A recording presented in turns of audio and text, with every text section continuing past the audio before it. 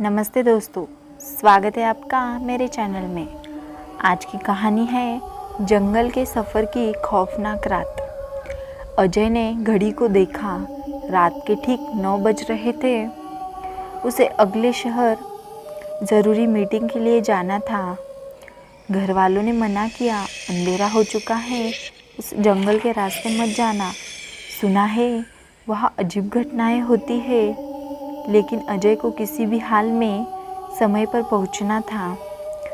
डरने की ज़रूरत नहीं है, मैं बाइक से जा रहा हूँ और शहर ज़्यादा दूर नहीं है, उसने खुद को समझाया। एक टॉर्च और अपना बैग लेकर वह बाइक पर निकल पड़ा। शुरुआत में सब सामान्य ही था। गांव के कच्चे रास्ते जल्दी ख़त्म हो गए और पक्की सड़क शुरू हो गई। लेकिन जैसे ही जंगल का सा रास्ता आया, अंधेरा और भी गहराता गया। सड़क पर सन्नाटा था। चारों ओर ऊंचे ऊंचे पेड़ थे जिनकी शाखाएं अजीब अजीब आकृतियां बना रही थी। जंगल में घुसने के कुछ मिनट बाद अजय को महसूस हुआ कि हवा अचानक ठंडी हो गई है। उसने जैकेट के बटन चढ़ाए और बाइक की रफ्तार बढ़ा दी। तभी उसकी हेडलाइट में सड़क पर कुछ नज़र आया। कोई सफ़ेद कपड़ों में लिपटी आकृति सड़क के बीचों बीच खड़ी थी। उसका दिल ज़ोर से धड़कने लगा। शायद कोई मदद मांग रहा हो, उसने सोचा। जैसे ही वो करीब पहुंचा, वह आकृति गायब हो गई। शायद मेरा वहम होगा, वो खुद को दिलासा देते हुए आगे बढ़ा।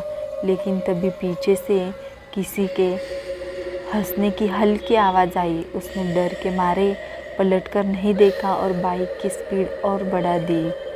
जंगल और घना होता जा रहा था। सड़क पर किसी भी गाड़ी का नामो निशान नहीं था। अचानक उसकी बाइक की हेडलाइट्स झपकने लगी। अब ये क्या मुसीबत है? अजय ने गुस्से में बाइक रोककर देखा, लेकिन बाइक में कोई खराबी नहीं थी। जैसे ही उसने फिर से बाइक स्टार्ट की, उसे महसूस हुआ किसी ने जैकेट के पीछे से खींचा। वह तेज़ी से पलटा, लेकिन वहाँ कोई नहीं था।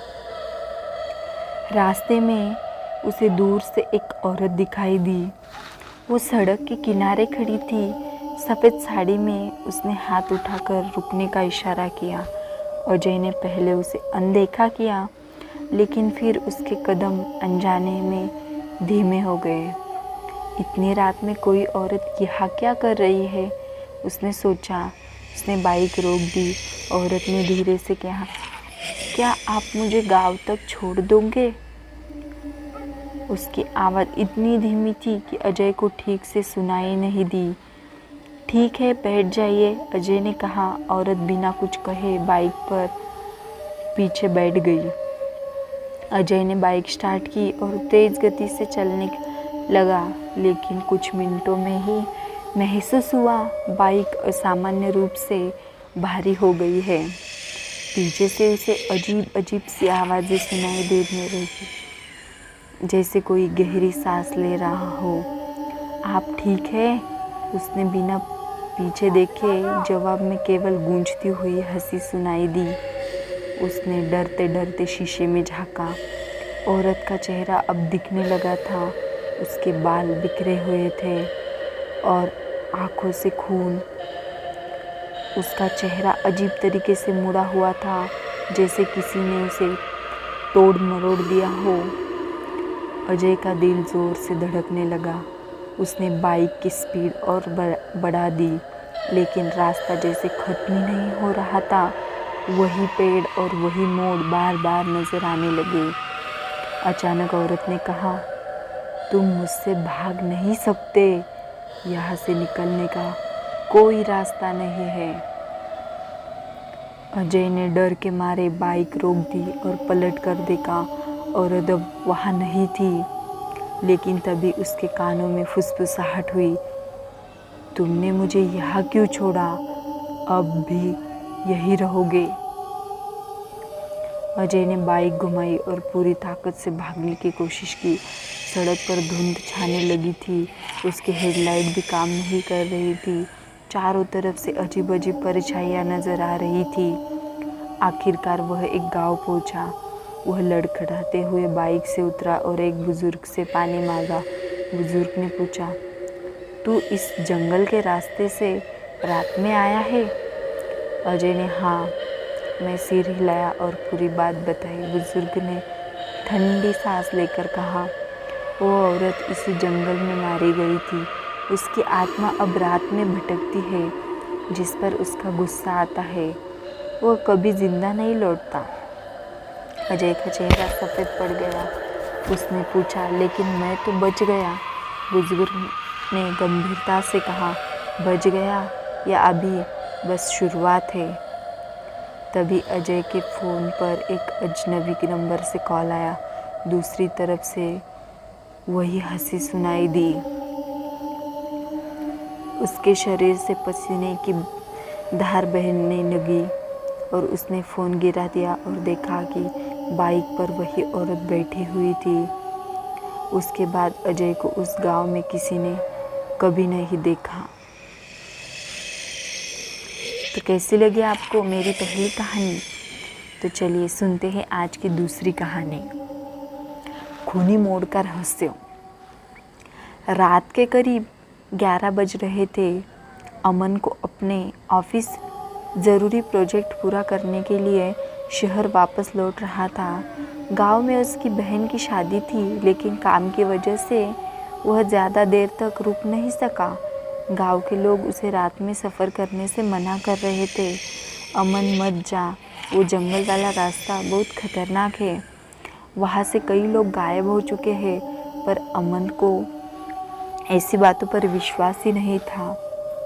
उसने हंसते हुए कहा, अरे भैया ये सब बकवास है, मैं जल्दी पहुंच जाऊंगा, चिंता मत करो। अमन अपनी बाइक लेकर निकल पड़ा। सर्दियों की रात थी, चारों तरफ गहरा अंधेरा और ठंडी हवा थी। जैसे ही अमन जंगल के रास्ते पर पहुंचा, उसे एहसास हुआ कि यहाँ कोई हलचल नहीं है। ना कोई गाड़ी, ना कोई आदमी, सिर्फ सन्नाटा। उसकी बाइक की हेडलाइट्स घने पेड़ों की रोशनी कर रही थी। रास्ता टेढ़ा मेढ़ा और सुनसान था। कुछ ही देर में उसे महसूस हुआ कि पीछे से किसी ने उसका नाम पुकारा, अमन, अमन, रुक जा। उसने झट से पलट कर देखा, लेकिन वहाँ कोई नहीं था। उसने सोचा शायद हवा की आवाज़ थी। कुछ आगे बढ़ते ही सड़क के किनारे एक टूटी हुई गाड़ी खड़ी दिखी। गाड़ी से धुआं निकल रहा था और पास में कोई खड़ा नहीं था। अमन को अजीब लगा। उसने रुक कर देखा, लेकिन वहाँ कोई नहीं था। जैसे ही वो बाइक स्टार्ट करने वाला था, उसने दूर पर सड़क पर एक औरत खड़ी दिखाई दी। वह सफ़ेद साड़ी में और हाथ से रुकने का इशारा कर रही थी। इतनी रात में यहाँ कौन खड़ा हो सकता है? अमन ने सोचा। औरत करीब आई और धीमी आवाज़ में बोली, क्या आप मुझे शहर तक छोड़ देंगे? अमन ने झिझकते हुए कहा, ठीक है बैठ जाइए। औरत उसकी बाइक पर बैठ गई। कुछ मिनटों बाद अमन को अजीब महसूस हुआ, जैसे बाइक का वज़न अचानक बढ़ गया। औरत ने कोई बात नहीं। अमन ने शीशे में देखा तो उसका चेहरा नहीं दिख रहा था। क्या आप ठीक है? उसने डरते हुए पूछा। औरत ने जवाब नहीं दिया। उसने फिर शीशे में देखा और उसके शरीर से खून टपक रहा था। उसका चेहरा जल चुका था और आंखें गड्ढों की तरह खाली थी। अमन ने घबराकर बाइक रोक दी और पलट कर देखा, लेकिन अब वो औरत गायब थी। तुरंत बाइक स्टार्ट की और तेज़ी से भागने लगा, लेकिन रास्ता ख़त्म होने का नाम ही नहीं ले रहा था। हर बार वही मोड़, वही पेड़। उसे लग रहा था जैसे कहीं फंस गया। तभी एक बार फिर से किसी ने उसका नाम पुकारा। उसने डरते हुए पलट कर देखा तो वो औरत उसकी बाइक के पीछे दौड़ रही थी। आखिरकार अमन को एक टूटी फूटी झोपड़ी दिखी। उसने सोचा शायद यहाँ कोई मदद मिल जाए। झोपड़ी के अंदर एक बूढ़ी औरत बैठी थी।